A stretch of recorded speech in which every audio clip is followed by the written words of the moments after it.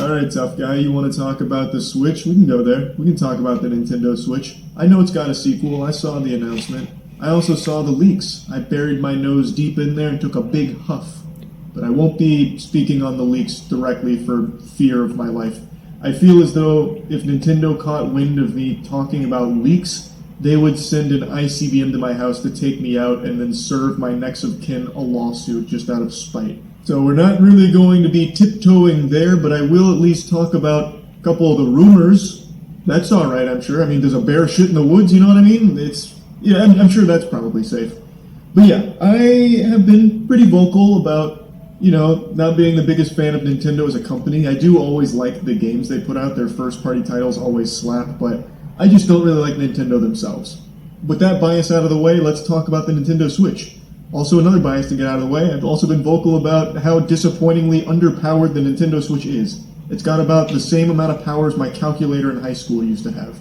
It's pretty laughable. And while they haven't fully revealed the specs on the Nintendo Switch 2, there are leaks about it, which you won't find me speaking on. I'm treating that like Voldemort. But there are rumors that it will be about as powerful as a PS4 Pro, which I think is pretty fucking good.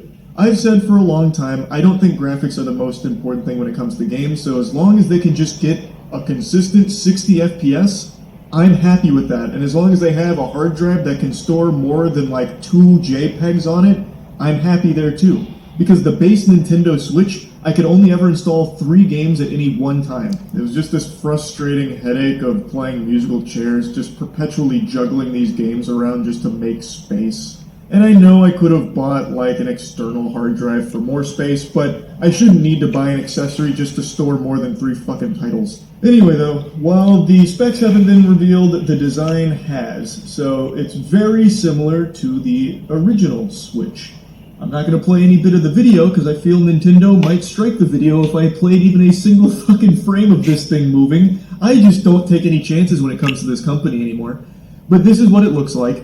And I know some people, at least based on chat's reaction to it, are pretty disappointed that it's not like a complete reinvention of a Switch. It's just a bigger version of it, which I personally don't think is a problem at all if you just set the Switch to Wumbo. I think that's fine because as far as handheld devices go, they kind of nailed that. Like even the Steam Deck follows a very similar design. Like they did get it right with the Wii U's design for handheld gaming, and the Switch went and refined it. It's not really going to keep changing its form all that much, like some kind of grand metamorphosis into a fucking butterfly. I'm pretty satisfied with how it looks. It's a bigger screen, a little more real estate for my man paws to get around, and by that I mean 5'6" meaty paws. Not that impressive. The point is, like, it feels chunkier, which it looks chunkier.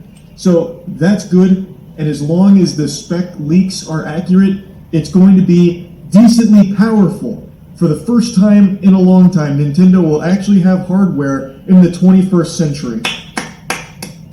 We did it. We finally made it. We're finally there. I'm honestly kind of surprised because I half expected them to play hardball and double down on this reluctance to enter the modern age.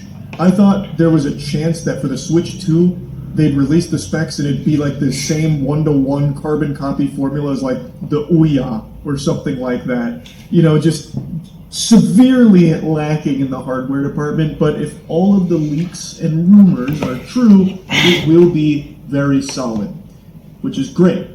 Now, since this reveal, there have been a lot of Nintendo enthusiasts that have been clowning on me for a tweet I made a while back where I was making fun of Nintendo with pretty low-hanging fruit. I made a tweet saying the Nintendo's going to reveal the Nintendo Switch 2 requires a hand crank to power it, which I think is kind of a banger. It's not the most inspired tweet, but it's just one of those on the toilet bowl, might as well poop a little something out onto Twitter type tweets.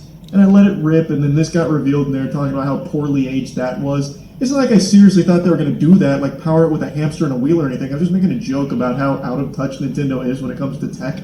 Or in general, really. Nintendo is just unbelievably out of touch across the board in every aspect and avenue. That's neither here nor there. Overall, I'm pretty optimistic with the Switch 2. There were some people in chat saying that the Joy-Con port looks like a possible failure point.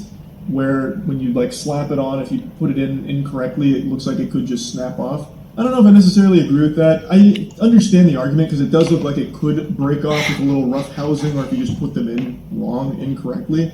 But I think there's just a very good chance that it's built pretty sturdy. Like it looks kind of durable from just that brief glance. But when the Switch 2 arrives, I'll put it through its paces. I'll give it like a fucking ring dinger, like I'm doing a chiropractic adjustment on it. We'll see. We'll see. So yeah, anyway, that's kind of like my thoughts on the Nintendo Switch 2. It looks about how I expected it to, and the specs are a lot better than I expected them to be. But we haven't seen a whole lot from it yet, other than like a little glimpse at the new Mario Kart, which is hype. But yeah, I'm more optimistic about it than I thought I would be. Now, I would like to show you a little something special that we went over on stream. It was already leaked to be Mario Kart 9. Love to hear that. Also, speaking of leaks, did anyone see what Hideki Kamiya had to say about it?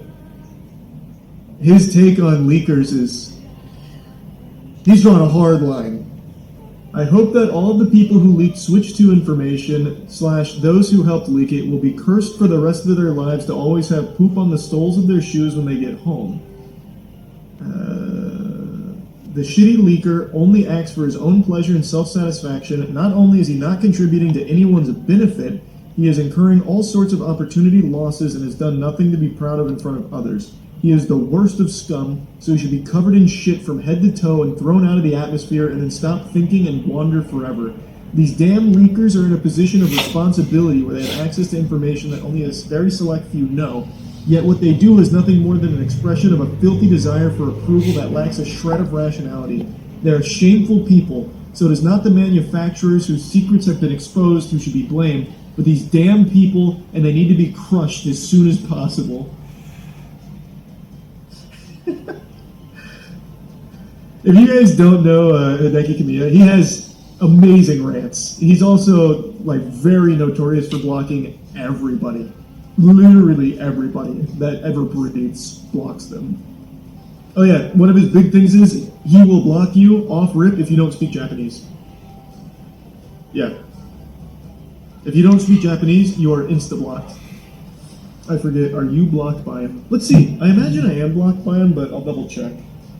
I don't go on Twitter, so there's a chance I'm not. I am not blocked. Leakers destroy planned marketing that basically wastes money for everyone involved. That's why we get crappy reveals like this one.